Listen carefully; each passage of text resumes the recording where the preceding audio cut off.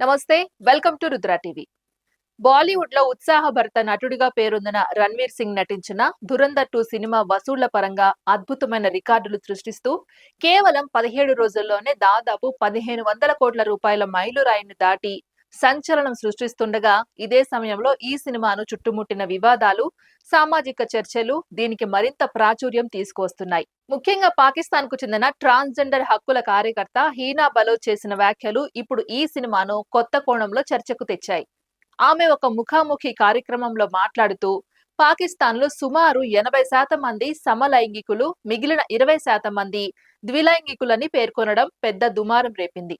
కుటుంబపరమైన ఒత్తిళ్లు, మతపరమైన నియంత్రణలు, సమాజపు భయాల కారణంగా అక్కడి ప్రజలు తమ అసలు లైంగిక స్వభావాన్ని బయటపెట్టలేరని ఆమె చెప్పిన మాటలు ఇప్పుడు రెండు దేశాల్లోనూ తీవ్ర చర్చకు దారితీశాయి. More than half of the Pakistan is quite gay actually. They don't want to just say it out loud, but I guess 80% of Pakistan is gay and the remaining 20% are bisexuals.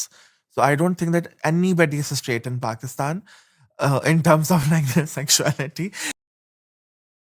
ఇదే సమయంలో ధురంధర్ సినిమాలో చూపించిన కొన్ని ఘట్టాలు, ముఖ్యంగా లియారీ ప్రాంతంలో హింజా అలీ మజారి పాత్ర ఎదుర్కొనే పరిస్థితులు మళ్లీ వెలుగులోకి వచ్చాయి.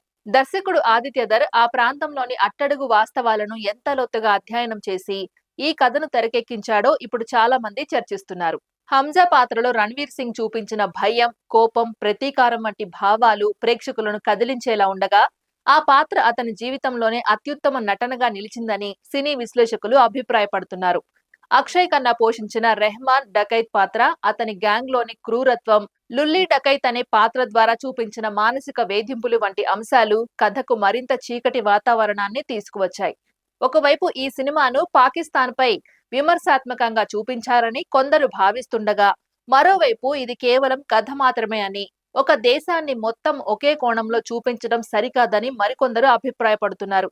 హీనా బలోచ్ వ్యాఖ్యలు కూడా ఇదే కారణంగా వివాదాస్పదంగా మారాయి.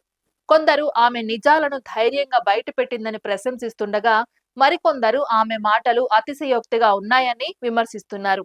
ఇదే సమయంలో ఈ సినిమా దేశీయంగానే కాక విదేశాల్లో కూడా భారీ వసూళ్లు సాధిస్తూ ముందుకు సాగుతోంది.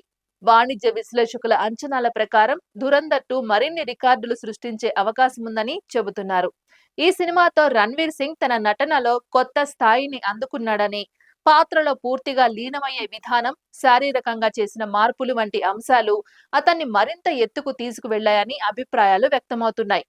మరోవైపు ఈ సినిమాను చుట్టుముట్టిన వివాదాలు, సామాజిక మాధ్యమాల్లో జరుగుతున్న చర్చలు, రాజకీయ కోణాల్లో వస్తున్న స్పందనలు వంటి అన్ని అంశాలు కలిసి ధురంధర్ చిత్రాన్ని కేవలం వినోదానికి పరిమితం కాకుండా ఒక పెద్ద చర్చా అంశంగా మార్చాయి.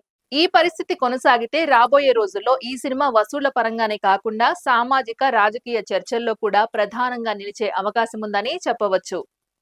ఇది ఇవాల్టి అప్డేట్. మరో అప్డేట్ తో మళ్ళీ కలుద్దాం. అంతవరకు చూస్తూనే ఉండండి రుద్ర టీవీ.